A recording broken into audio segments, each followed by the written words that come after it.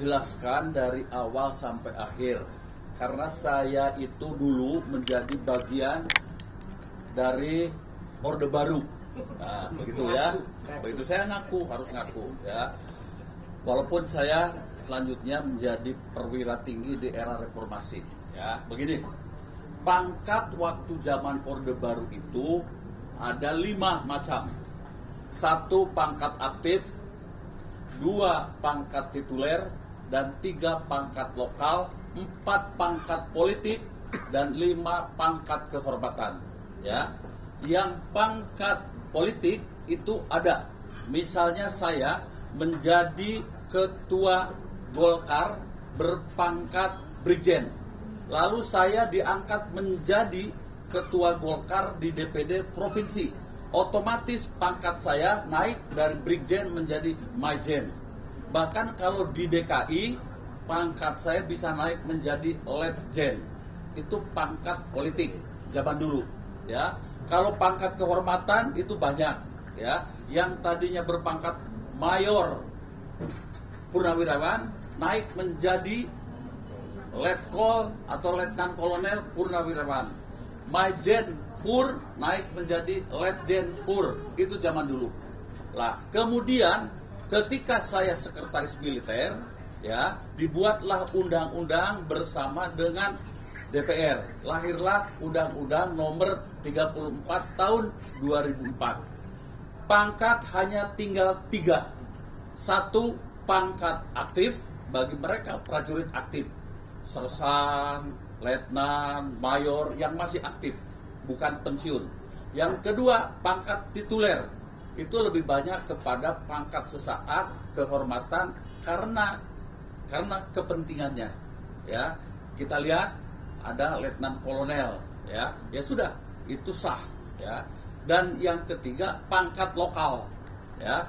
Pangkat lokal itu misalnya saja hanya mungkin 1 hari bisa. Misalnya ada seorang hakim yang akan mengadili militer, hakim militer ya, mengadili pangkat mayor.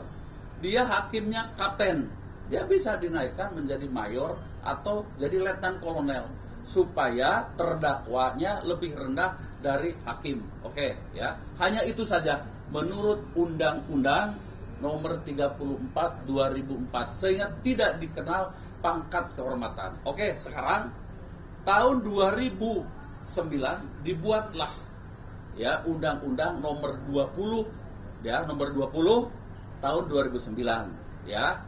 Itu ada di dalam pasal 33B. Coba dilihat nanti ya. Ada kenaikan pangkat ya sebagai bagian dari pemberian kehormatan atau pemberian jasa ya. Tetapi itu hanya terbatas pada mereka yang masih aktif. Saya ulangi lagi, pada mereka yang masih aktif ya. Misalnya begini, seorang kapten di tempat operasi, dia bisa mengambil senjata gerombolan dan sebagainya. Oke, diberi namanya kenaikan pangkat luar biasa KBRP. Nanti jadi dari kapten menjadi mayor. Atau mungkin ada seorang brigadir jenderal ya, lalu diberikan penghargaan ya, naik menjadi mayor jenderal. Tapi catat pasal 33B itu hanya khusus mereka yang masih aktif.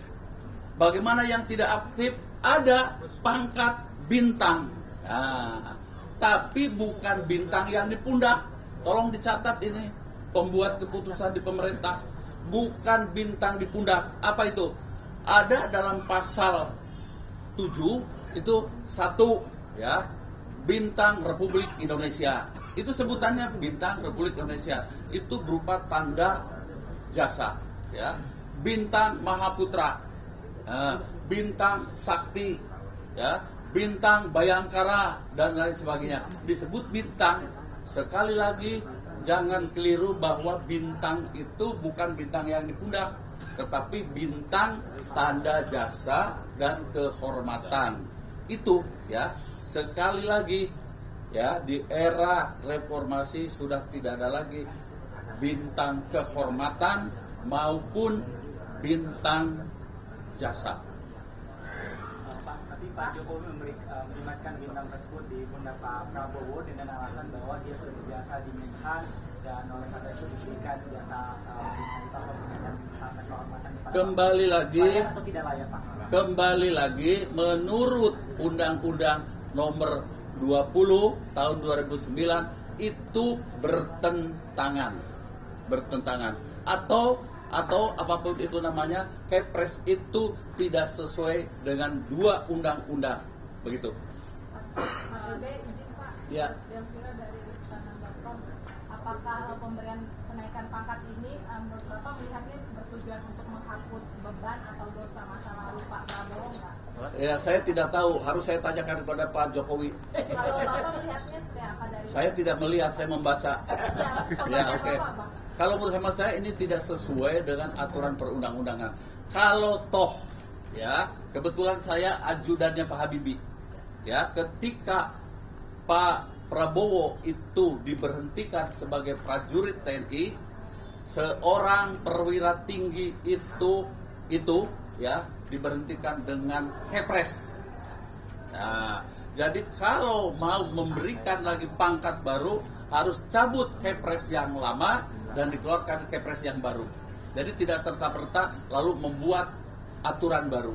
Jadi semua aturan di Republik ini tolong sesuaikan dengan aturan perundang-undangan yang dibuat baik oleh pemerintah maupun oleh DPR yang mewakili rakyat. Jelas ya?